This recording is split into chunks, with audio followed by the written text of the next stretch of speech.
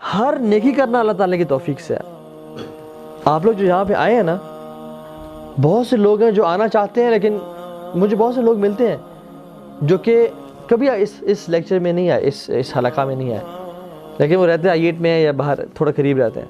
اسلام آباد میں رہتے ہیں، اور وہ کہتے ہیں ہم کتنے عرصے سے آنا چاہ رہے ہیں لیکن کچھ مصروفیت نکل آتی ہے، نہیں آ پاتے ہیں۔ لیکن کچھ لوگ پنڈی سے بھی آتے ہیں، کچھ لوگ بہت دور سے بھی آتے ہیں۔ تو ہر جو نیکی ہے نا وہ اللہ تعالیٰ کی توفیق کے ساتھ ہی ہے۔ مسجد میں جا کے نماز پڑھنا اللہ کی توفیق سے ہے، تو ہمیں اللہ سے نا نیکیوں کی توفیق مانگنی چاہیے۔ جیسے ہمارا گھر ہے نا، ہمارے گھر میں مختلف مہمان آتے ہیں، اور مہمانوں کی تقریباً 3 ٹائپس ہوتی ہیں۔ ایک وہ مہمان جو ہمارے بڑے قریبی ہوتے ہیں دل کے نا، جن سے ہم واقعی بہت محبت کرتے ہوتے ہیں، وہ جب گھر کے باہر آتے ہیں تو کیا کرتے ہیں ہم لوگ، بس انہیں کھینچ کے لے آتے ہیں کہ آئیں بیٹھیں ہمارے ساتھ، آئیں کھانا کھائیں۔ فوراً جگہ بیگم کو بولا یا امی کو کھانا پکائیں، میرے دوست بڑے جگری دوست آئے ہیں یا قریبی دوست آئے ہیں، ان کو میں کھانا کھلانا ہے۔ کھانا کھلایا، پھر انسسٹ کیا کہ یار لالے باسن میرے ساتھ رہ جا، رات کو جانا تو نہیں، کیوں ہوٹل میں جانے، جب تیرے بھائی گھر ہے یہاں پہ، ہمارے ساتھ رہیں، آپ لوگ یہاں رہیں، اور دل نہیں چاہتا کہ وہ گھر سے باہر جائے۔ ایک ہی مہمان ہے۔ ایک وہ ہیں جو کہ جن سے آپ کو محبت ہے، لیکن ان کو آپ نے آفر کیا، گھر آئے، کھانا کھلایا، بس اب اتنی محبت تھی کہ ابھی میں نے کہیں جانا ہے تو انشاءاللہ ملاقات ہوتی ہے بعد میں۔ اور کچھ لوگ ہوتے ہیں جو کہ کیمراز میں دیکھا کہ باہر کون آیا ہوا ہے، یا جان کے دیکھا کہ باہر کون آیا ہوا ہے تو بول دیا کہ صاحب گھر پہ نہیں ہے، ٹھیک ہے، صاحب کہہ رہے ہیں کہ صاحب گھر پہ نہیں ہے، ٹھیک ہے، تو یہ بول دیا۔ اللہ تعالیٰ کی جو مساجد ہے نا، یہ بھی اللہ کے گھر ہے، حرم، مسجد نبوی، اور یہاں ہماری جو مساجد ہیں یہ بھی اللہ کے گھر ہے، ٹھیک ہے۔ اللہ تعالیٰ کے بھی مہمان، ہم لوگ جو جاتے ہیں وہ اللہ کے مہمان ہیں۔ تو کچھ تو مہمان جو اللہ تعالیٰ کو بڑے محبوب ہیں، وہ اللہ تعالیٰ ان کو جلدی بلا لیتے ہیں، اذان سے بھی پہلے آ جاتے ہیں وہ۔ اللہ تعالیٰ ان کو توفیق دیتے ہیں کہ وہ اذان اور اقامت کے بیچ میں دعائیں کریں، نفل پڑھتے رہیں، اور پھر سلام پھیرنے کے بعد بھی نہیں جانے دیتے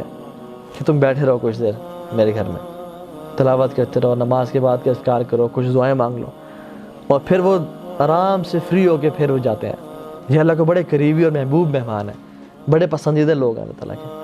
دوسرے وہ لوگ ہوتے ہیں کہ جو آئے نماز کے ٹائم پہ، سلام پھیرا اور فوراً سے نکل کے چلے گئے۔ اور تیسرے وہ لوگ ہوتے ہیں کہ جن کو اللہ تعالیٰ توفیق نہیں دیتے، اور یہ اللہ تعالیٰ خود یہ نہیں کہ اللہ تعالیٰ توفیق نہیں دے رہے، بلکہ ان کے گناہوں کی وجہ سے، ان کے فسق اور فجور کی وجہ سے ان کو توفیق ہی نہیں ملتی، ان کو اجازت نہیں ملتی کہ وہ اللہ کے گھر آئیں۔ وہ سمجھتے ہیں کہ ہم نہیں جا رہے، بلکہ بات ہے کہ بلاوے نہیں آ رہا ان کو اللہ تعالیٰ کے گھر کی طرف، انویٹیشن نہیں آ رہی۔ آپ کسی کی شادی پہ اٹھ کے تو نہیں جا سکتے نا خود سے کہ میں آ گیا ہوں جی، نہیں، وہ آپ کو انوائٹ کرے گا تو آپ جائیں گے۔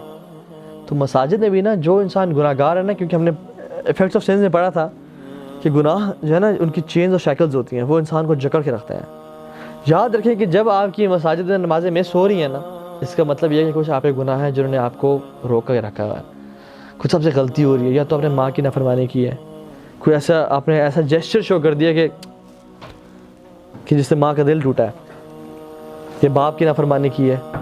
یا کچھ حرام کھایا ہے، یا کوئی جھوٹ بولا ہے، یا کوئی ایسا عمل کیا ہے جس سے رب ناراض ہے، فوراً سے توبہ استغفار کریں، یا اللہ مجھے توفیق دے دیں، یا اللہ مجھے توفیق دے۔ اور اللہ تعالیٰ ظالم نہیں ہے اپنے بندوں پہ، اللہ تو چاہتے ہیں یرید اللہ ان یتوب علیکم، میں تو چاہتا ہوں میں معاف کر دوں، ما یفعل اللہ بعذابکم ان شکرتم آمنتم،